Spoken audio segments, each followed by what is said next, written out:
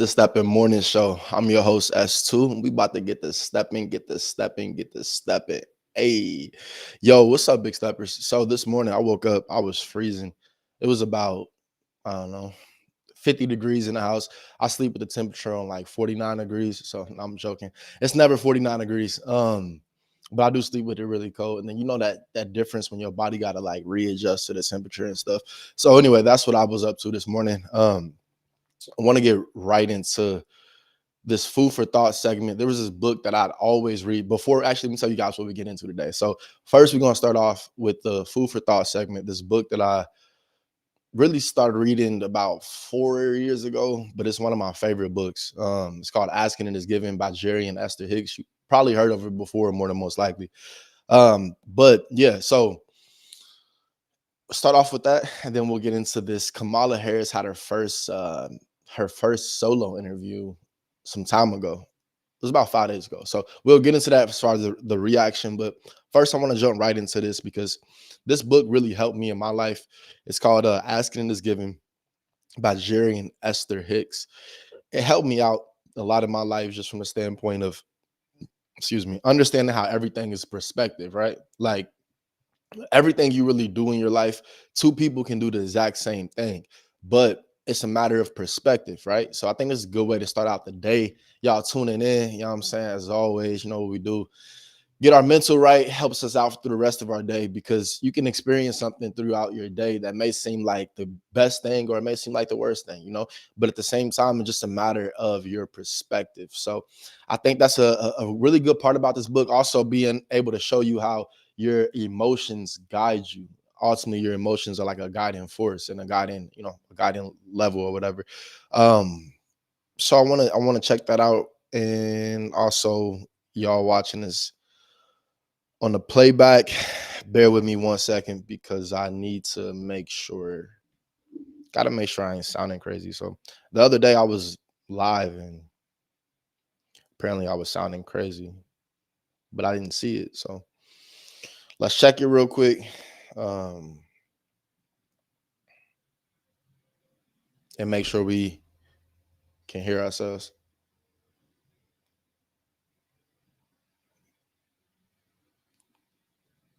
All right. Testing, testing, testing. Oh yeah, we good. All right, I sound good today. I sound way better today. I appreciate y'all tuning in. Got some big steppers tuning in.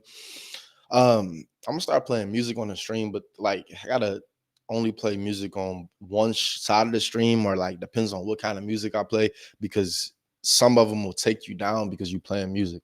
So definitely just watching out for that. So biggest thing, like I said, let's go ahead and jump into this. Food for thought. This book right here, guys, it's really a good way. I mean, for me, I really love starting my day. Actually, I won't talk much. I read the comments. I said I talk too much. So I'm going to let this play and I'm going to stop it in some points. All right, let's get into it.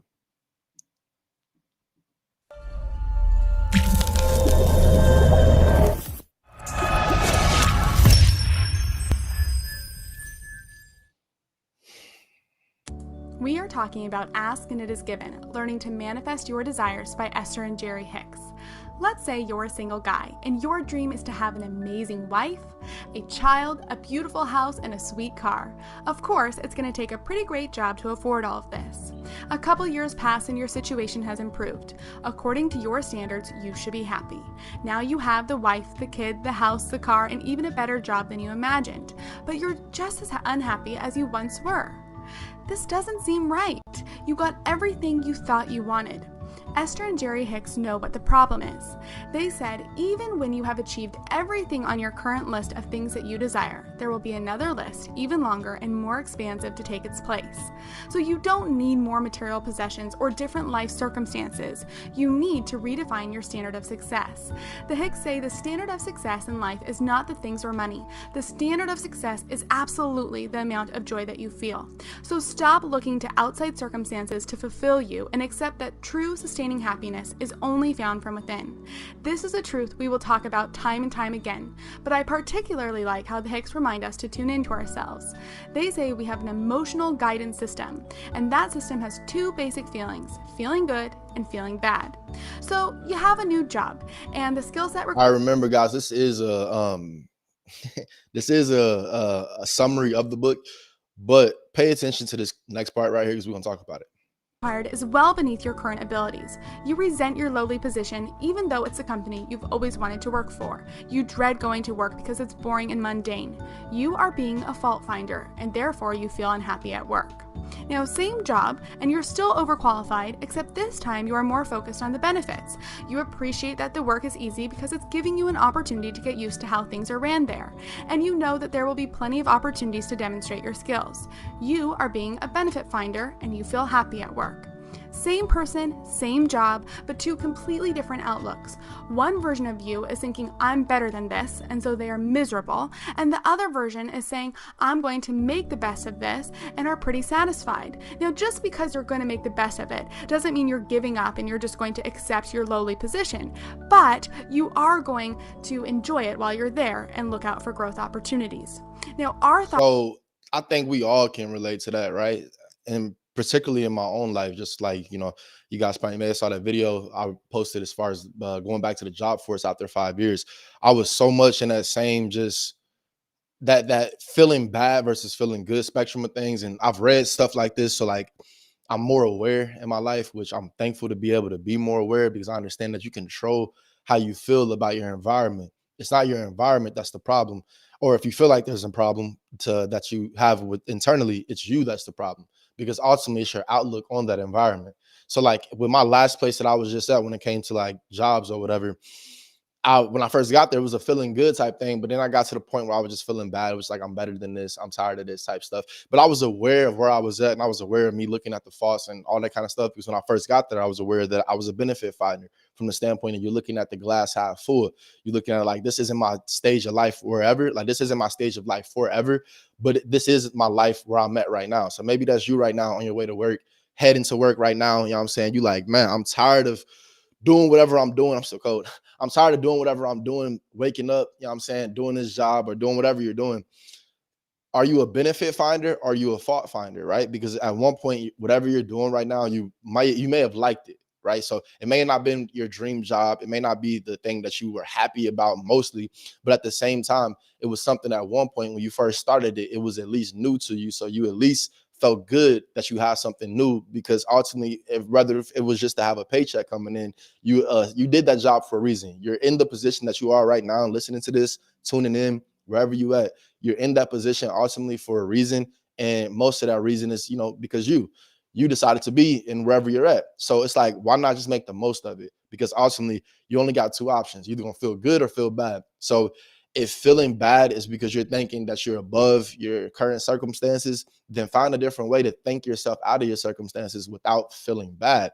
You can feel good, like, hey, I'm making the best of it. I know that I can do this. It's easy. It's easy for me to do, but this is giving me time to think about, either how I'm gonna work my way out of the situation or how I'll make the most of the situation as far as like how I'll become the best at what I'm doing.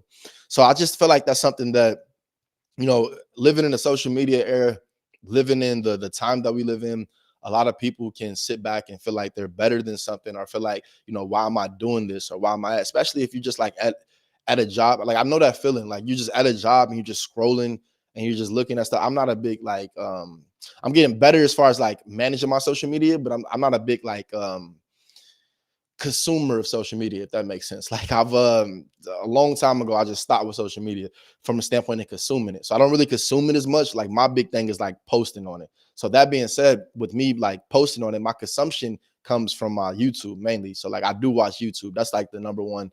That is the biggest social media site. I didn't even know YouTube was a social media site, but that's a different story for a different day, bro. Let's get back into this. But keep in mind, like I said, the biggest thing is that you have the choice to feel good or feel bad about your situation. Your situation does not determine your feelings. It's your feelings that determine your situation because it determines the outlook on your situation. So it may not change your situation just because you feel good about it immediately, but the more you feel good, the more prone you are to change your situation into something that aligns with your natural feeling state. If your natural frequency is good and feeling good, then your surroundings have to align with your natural frequency, which is that to make you feel more good. If you're feeling bad, then your natural frequency is going to be lower. So you want to attract more events and circumstances that align with that natural state, which is one that feels bad.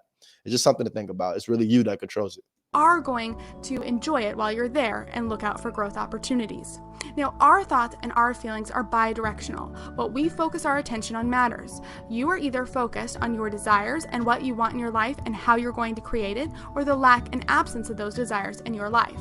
Let's look at the contrast and you see which thought will help you fulfill your desires.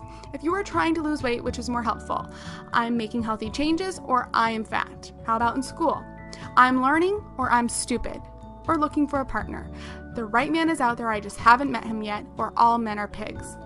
Think of your So right there, it's like we think about our goals, but we have to ask ourselves how we think about our goals, right? Are we bringing ourselves closer to our goals by thinking about it? Or are we bringing ourselves further away from our goals by thinking about it? That's the biggest thing here. They give you way, if you like I said, the book is amazing. It's Asking and It's Giving.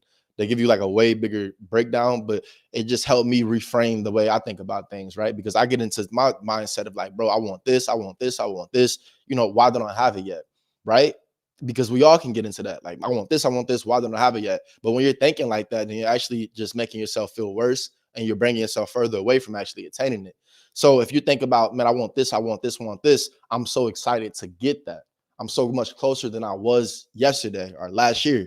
I'm so excited that I'm closer than I was to get these things. I can't wait to have these things in my life. When you're thinking like that, that's a completely different attraction, right? If you're thinking on the scale, a level of attraction, the higher you get on that scale as far as feeling good, the more you're attracting the things that you want into your life. So if you're getting excited about the things that you want and about your goals, about your aspirations, then you're actually bringing those goals and aspirations closer to you. But if you're getting upset about your lack of having these things, right? So on the screen, you see, if you're getting upset thinking like I'm fat, but like you're not even thinking like I'm healthy, I'm making healthy changes in my life. That's two different things. If you're looking at yourself in the mirror, you're like, man, I'm fat. If you're looking at yourself in the mirror, like I'm so happy I'm making these changes, that's a different type of feeling. So it's going to attract a different result. That's the biggest thing to keep in mind. The right man is out there, I just haven't met him yet, or all men are pigs. Think of your thoughts like a radio station.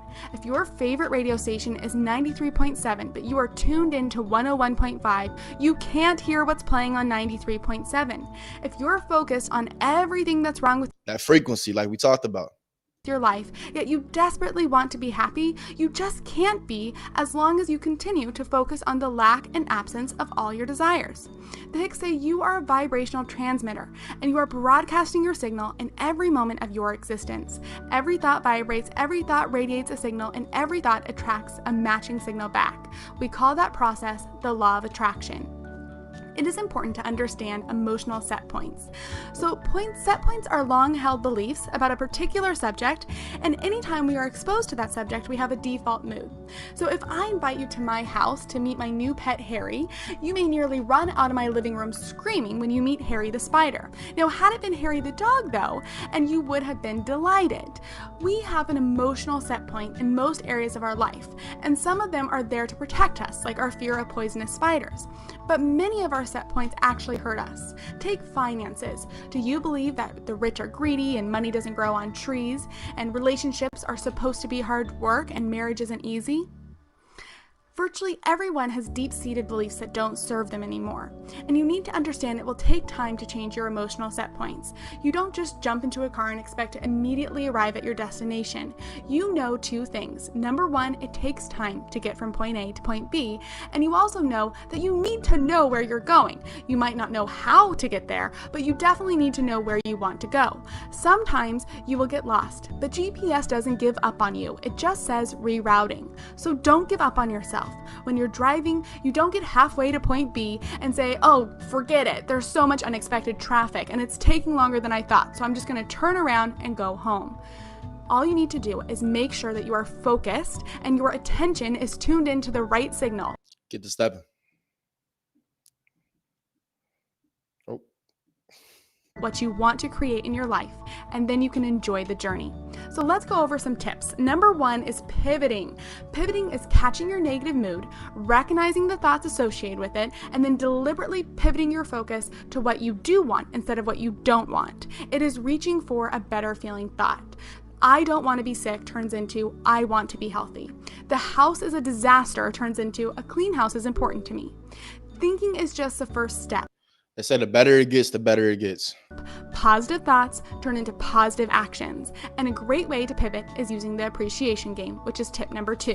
So let's say you're paying your electricity bill, but you would rather use that money elsewhere. You're stressed out about money, but you need to shift your focus. Be grateful you have money to pay the electricity bill in the first place, and think about all the wonderful benefits of electricity. You still have a money problem, and that needs to be addressed. You can't just stick a happy face sticker on your issues and expect that they'll go away. Yet focusing on how everything is going wrong isn't going to make it better. Playing the appreciation game elevates your mood, which elevates your problem-solving skills. Tip 3 is segment intending. Every shift in focus and or activities is a new segment. If you're talking to a friend in person and then your attention is shifted to your phone, you just entered a new segment. We want to make sure that our segment shifts are intentional and we have an expectation for the next segment. The Hicks call it pre-paving. So if you're about to have a difficult conversation with your partner, rather than just jumping in and getting into an outright fight while you're trying to prove your point, utilize segment intending and set the expectation that what you really want is to have a respectful resolution to the issue, and your first priority is just to understand each other. So that is it for Asking It Is Given. Let's end. All right, so we're gonna actually let's wrap it up with a quote. If you want things to change to different things, you must think different thoughts, and that simply requires finding unfamiliar ways of approaching familiar subjects. Love that. If you want things to change to different things, you must think different thoughts. And that simply requires finding unfamiliar ways of approaching familiar subjects. I was having a hard time reading it. But so the segment intending one is a really good one. All of those different things that she went through is like they break down like how to do these things in the book. But that segment intending one is a really good one because it talks about how you are basically everything that we do is a different segment, and it's like begin with the end in mind. So if you approach, they gave the example of a conversation with like your partner or something. Given that example, it's like have the end in mind, what you imagine the end to be like. That way you're not just sitting there going back and forth. And it's like the same thing with anything that you do, like whether you're about to go and do a phone call or whatever you're about to do in your life, begin with the end in mind. That way you don't get lost in the muddy of things, right? Like you get lost in the middle of things because you start getting back and forth. You don't know what you want out of this conversation. So if you don't know what you want out of a conversation, then it's so easy just to get lost in the conversation itself because you don't even know what you want in it. So now anything somebody says, you just going back and forth, back and forth. So before you switch and before you go into a conversation, begin with the end in mind. It's like if you're going somewhere, right? Most of the time I go somewhere, I have an idea on when I'm going to leave. Most of the time, unless I'm just going and I'm like, let's just have fun. But most of the time I go somewhere, I have an idea on when I'm going to leave. Some people ain't like that. They go somewhere, they just go and they shop and they're just there and they're just there for forever, right? But I'm the kind of person, I go somewhere, I have an idea on when I'm leaving. It's the same thing with anything you do in life. You want to have an idea on how you want this to end before you start it, because then you can just get lost in time, and time waits on no man. But if you want things to change to different things, you must think different thoughts, and that simply requires finding unfamiliar ways of approaching familiar subjects. Thank you so much for.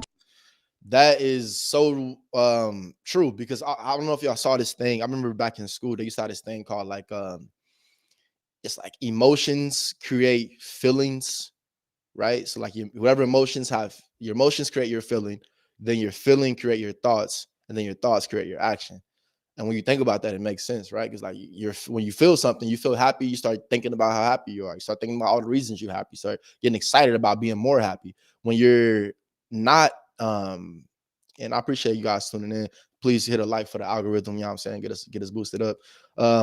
But when you are having that feeling or those thoughts, when you're in a state of a happy feeling, creates happy thoughts. Those thoughts create actions that make you feel more happy, right? And that's just like the channel of how it goes. So if you're in a state of, doing something that makes you feel bad, or you thinking something that makes you feel bad, or you're feeling bad, then you're going to start thinking of thoughts that make you feel worse. And then ultimately your actions are going to either make you feel worse or relieve those negative thoughts. If you cry or something like that, that's your outpour of the negative energy. But if you hold it all in, that's why some people crash out, right? They hold all this negative energy in, and to the point that they just crash out. So it's like the only way you really can change your life is by really thinking different thoughts. Because when you think these different thoughts, then you're putting yourself in a position to be able to have different actions and different outcomes in life. So that's just something to think about. Appreciate you guys tuning in. Hit a like for the algorithm. Let's go ahead and get into the Kamala Harris first interview. So I'm gonna try not to do too many interruptions. I'm gonna really try. Stop and come back. All right. So the crazy part is I saw some like stuff online about this. I never watched it. I watched some of her I did watch her first interview with the Tim Walls and um the Tim Walls and her that was like on CNN broken in different pieces. But I did not watch this one. And I think it's important for us to make sure we watching everything. Like I said, I gotta create a countdown for the election. Like how many days out are we? Let me see.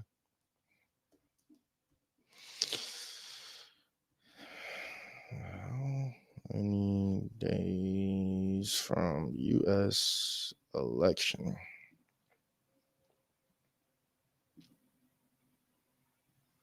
Okay, so the election is 46 days away. Bro, that's crazy. 46 days, 17 hours, 23 minutes, and 33 seconds away. Yo, that's actually crazy. So the election is like right around the corner, y'all. So we're here. Let's make sure we keep up to date on everything. Check out Kamala Harris for the one time. And let's see I want to know what y'all thinking. Like, do we mess with Kamala or what? Because I ain't really got a big problem with Kamala. You know what I'm saying? I need to see. Oh, snap. What happened? All right, something happening, y'all. My bad.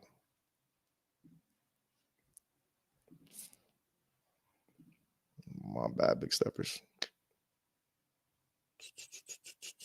Oh, I never hit the thing. All right. Yo, I never hit my thing on Rumble to be live. Let me make sure we live now. I think we're now live on Rumble. And I never hit the hold up, y'all. I gotta fix some things real quick before we get back into this.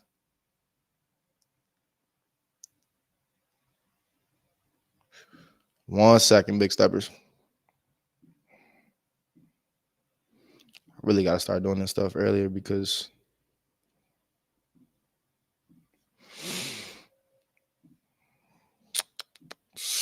one second. Bear with me. It'll probably be more like 3 seconds.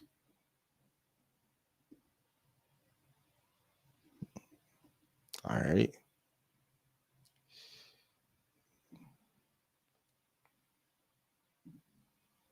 I really gotta start doing this sooner, y'all. My bad. My bad. Here we go.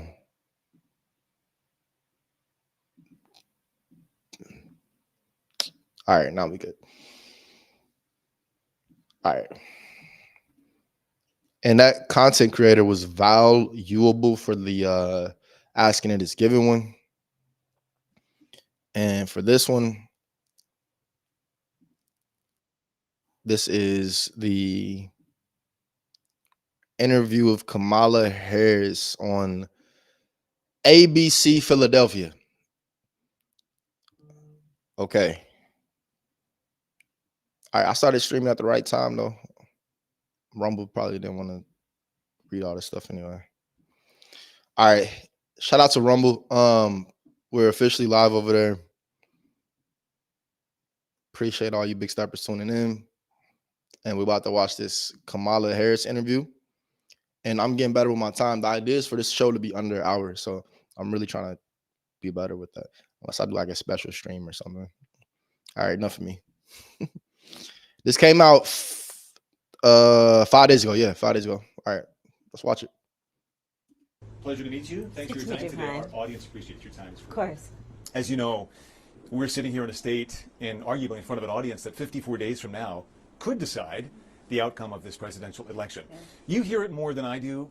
People want to know more about you and about your specific plans. At the debate the other night, you talked about creating an opportunity economy. Mm-hmm. I wonder if we can drill down on that a little bit. When we talk about bringing down prices and making life more affordable for people, what are one or two specific things you have in mind for that? Well, I'll start with this. I grew up a middle-class kid. My mother raised my sister and me. She worked very hard. She was able to finally save up enough. Wait, hold up. Wait. Am I missing something? Hold up. Did y'all hear that? Let's play it back. Hold up. More affordable for people. Yeah. What are one or two specific things you have in mind for that? Your specific plans. Question he asked more than I do. People want to know more about you and about your specific plans. At the debate the other night, you talked about creating an opportunity economy. Mm-hmm. I wonder if we can drill down on that a little bit. When we talk about bringing down prices and making life more affordable for people, what are one or two specific things you have in mind for that? Well, I'll start with this. I grew up a middle-class kid.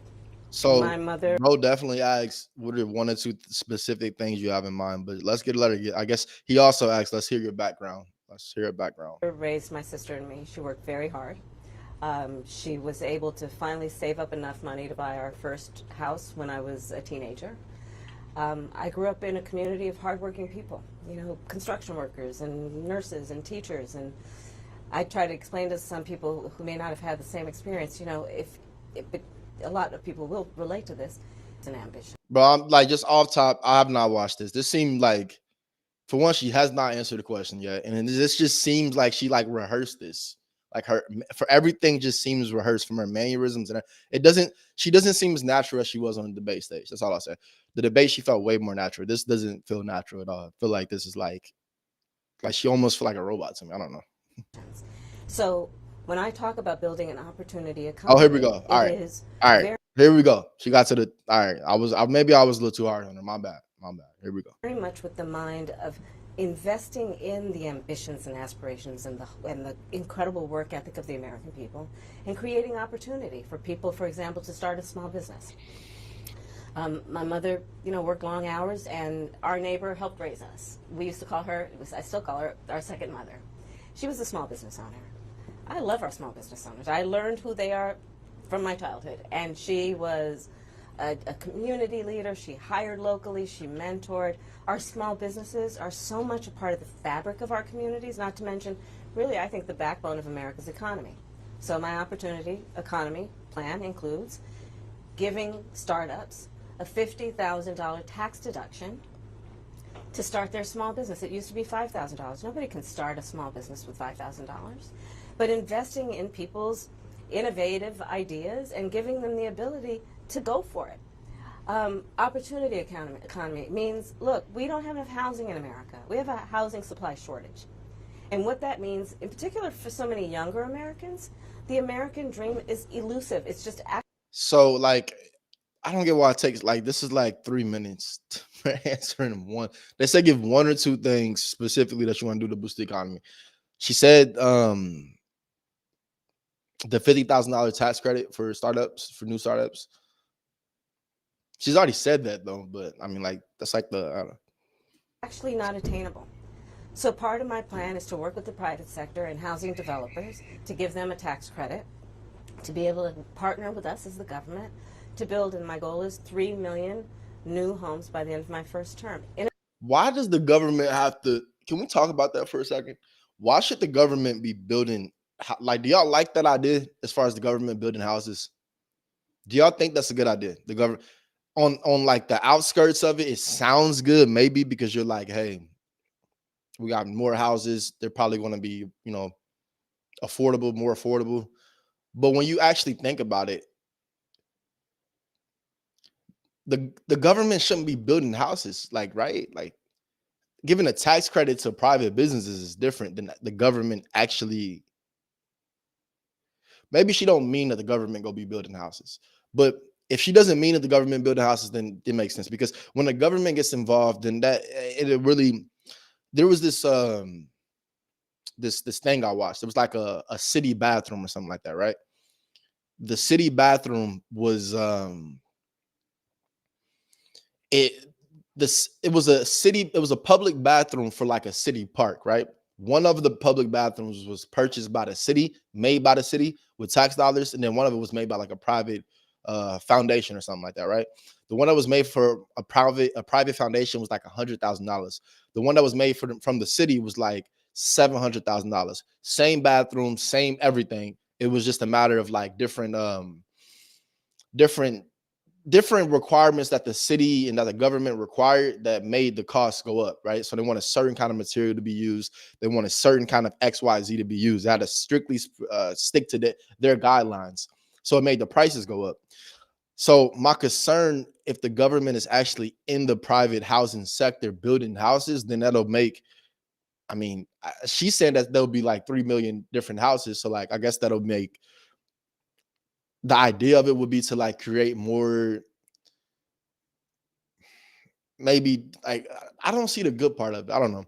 The bad part that I see is that if you have the government in there, then like I said, the housing prices can go up, because then they're setting the market, they're determining the market. I don't think we want the government to kind of determine the market when it comes to housing. But when you really think about the housing market as it sits, there's like, I believe a corporate entities control about, I want to say 50 to 60% of all single family housing in America. Let's just say 40 to 60%, somewhere between there. But so I mean, like all the single family housing in America is controlled by mainly corporate entities. So you got your like Blackstone or BlackRock, whatever it is, and all your other big hedge funds. They're buying up all the single family housing.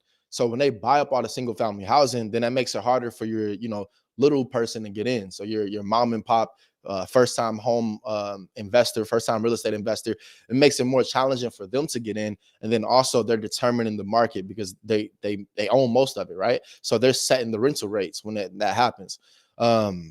And then when you own a lot of it, you also can set the availability supply. If you just want to keep them, or do you want to flip them, put them back on the market, all these different things. So my concern would be that the government just would be controlling the market. But like I said, as it sits right now, it's kind of only a few people at the top that's controlling it anyway. So it's kind of already being controlled. I guess it would really just depend on what she is willing to offer to people. So, I mean, I don't know. But so far, that's all she's giving us. So I'm trying to talk about something. So, I mean, she said she's going to do the same thing. But I think we've already talked about this before. She's not really giving us anything new so far. So let's see if we get anything new here. In addition, to help people who just want to get their foot in the door, literally, and so giving first-time home buyers a $25,000 down payment assistance to be able to just get in the door, and then they will do the work that they need to do to save and to pay that mortgage and to build wealth for themselves and their family. These are some examples of what I mean when I talk about an opportunity economy, and a lot of it has to do Y'all with appreciate y'all tuning in. Hit the the thumbs community up I for the was algorithm. raised in and the people that I admired, who work hard, and deserve to have, their dreams fulfilled because they're prepared to work for it. Wow, I just built the most amazing workflow on Monday.com. You build your own workflow? Why? Appreciate y'all You talked tuning in. at the debate and at previous appearances about turning the page on the past. And in fact, here today in Johnstown, you're talking about a new way forward. Yeah. I think some people have a question, given maybe your current role as Vice President of the United States, how different you are from Joe Biden. And so I wonder if there are one or two spots, policy areas or approaches where you... To be clear, she didn't really answer that question. It was like, give one or two. She said what she always has said. Maybe that's just what she's riding on as far as stimulating the economy. $50,000 in review. She said $50,000 tax credit for startup businesses, and then also $25,000 down payment assistance with first-time home buyers. So I mean, she's standing on what she said, I guess. would say, I'm a different person.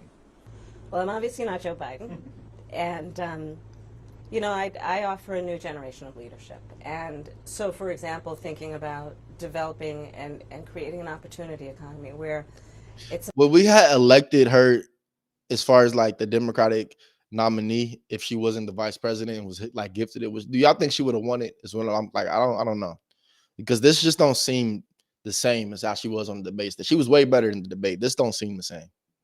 It's about investing in areas that really need a lot of work, and maybe focusing on, again, the aspirations and the dreams, but also just recognizing that at this moment in time, some of the stuff we could take for granted years ago, we can't take for granted anymore.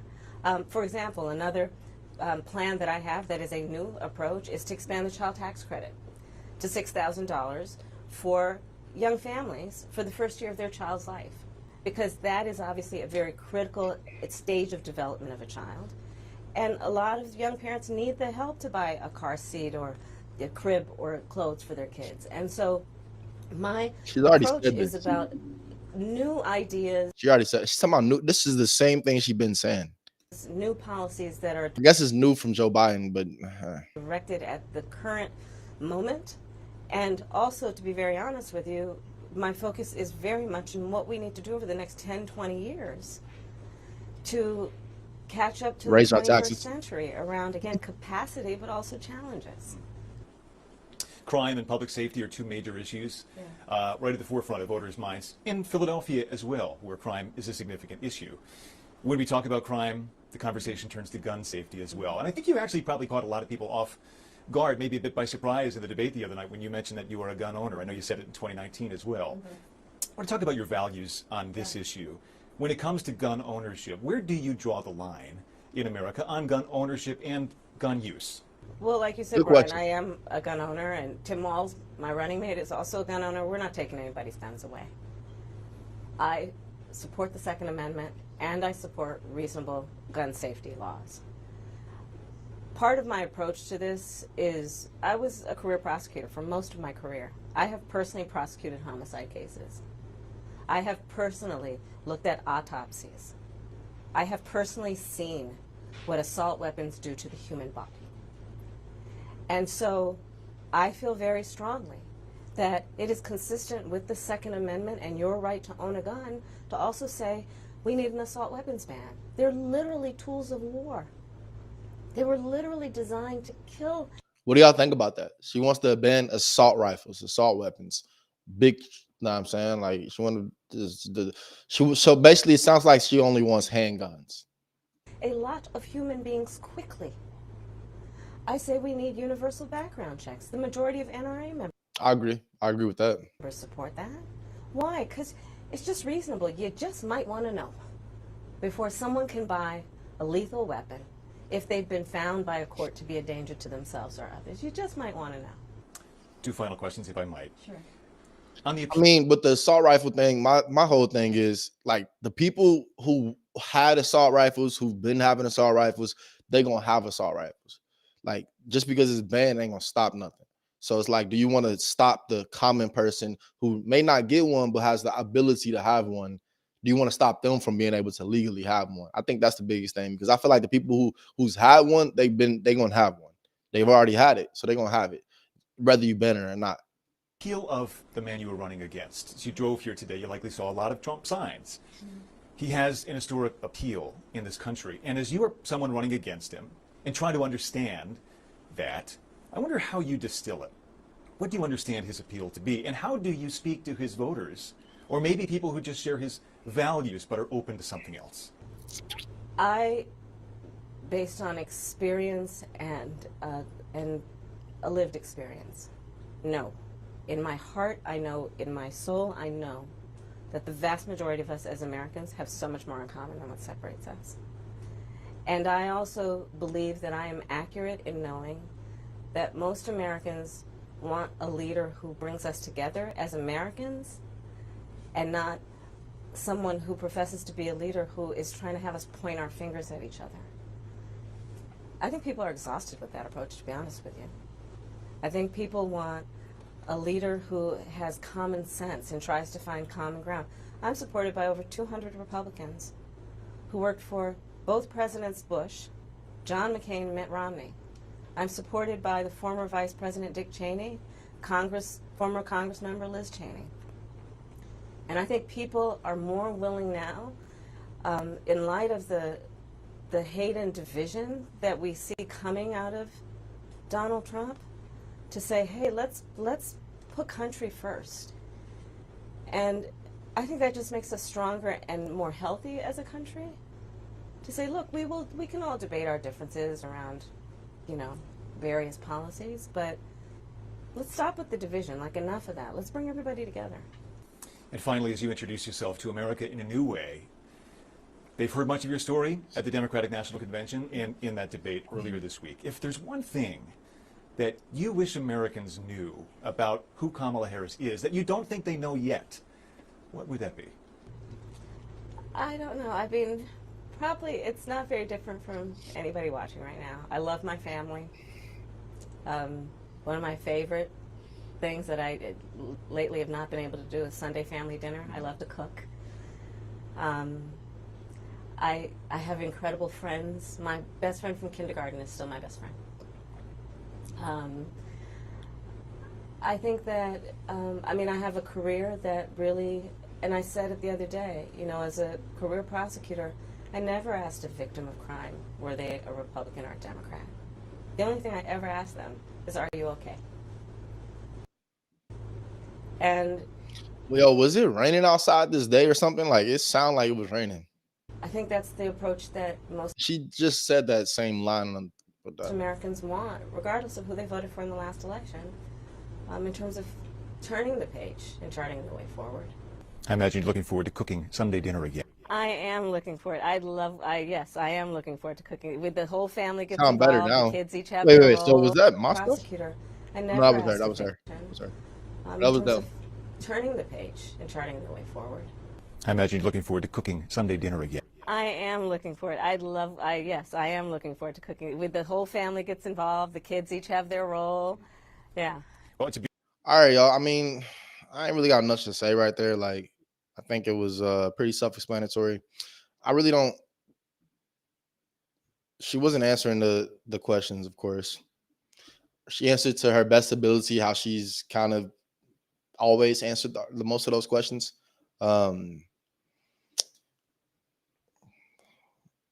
So what is that? She was on. We got a comment on Twitch. What's up, Twitch? Thanks for leaving the comment. Yeah, so I mean, like I said, the Kamala stuff, I mean, that interview, I won't say it was a waste of time, but like I didn't learn anything new. It's not much for me to really say. Kind of said everything I said. I think it's just crazy that they're bringing this. I mean, it is what it is with Kamala. Like, I think it's weird that they just pushing her on us like this. I think she did good, but I feel like she's really could be like real rehearsed. They said something about her having an ear chip in at the debate. That's why she was so good. I ain't seen nothing that really, proved it, of course. But at the same time, the way she just was acting right there, I don't know. She act like she just wasn't natural right there. That's what I was saying. Man, that's what we have a show. That is good, guys. So we hit our time mark. Like I said, the aim with this show really is to always be under an hour. Unless I got a special something to cover or something special like that. As far as the time slot, it's it's a morning show. So whenever we get it in the morning, there can be some late night editions that we do. But regarding like it's a morning show, so it'll be sometime in the morning. I wake up super early. Today I got up at like 4:30 or something like that, 4 o'clock. I was up super duper early. So like I was up 2-3 hours before I even hopped on stream, or like 2 hours before I hopped on stream. So me being up like that, I was like, yo, let's get it in. But I'm also cold. I'm also a little cold this morning. It's raining outside. Excuse me. It's cold. It's raining. It's a lot going on right now. So got some noises happening. I'm don't know what that noise is about out there. But I'm like I said, y'all, it's cold, raining. It just was one of those kind of mornings. I was like, yo, let me go ahead and hop on and get up. And then I went to sleep last night at like 9 o'clock. And I go to sleep like between 9 and 11 usually. But the closer it gets to 9 o'clock, the earlier I wake up. If I get at like 11 o'clock into bed, then I'm up about 6, 7. At 9 o'clock, I'm up about 4 to 5 o'clock. 5 to 6 o'clock, somewhere in there. 11 to 12, 1, 11 to 1, I'm up 7, 8 o'clock, somewhere in there. So I let my body wake me up. It's the kind of person I am. My body's my alarm. My body literally just, my body wake up, that's when I wake up. I don't like sitting there tossing and turning, trying to, you know what I'm saying, not go to, or not, trying to not wake up. You get in that mode when you just like, you know, you about to wake up, but you just right there on the cusp, like the cusp of it. You like, yo, should I wake up? Should I not? So I'm the kind of person, when I'm in that mode right there, I'm like, yo, let me just get up and get this day started because it's just too much. But then I get a little bit sleepy. So right now it's like 8 o'clock. So I'm about to go ahead and get my day started. Some physical side of things. But I appreciate you guys tuning in for real. And leave a like for the algorithm. And until next time, as always, you know what to do. Get the stepping, get the stepping, get the stepping.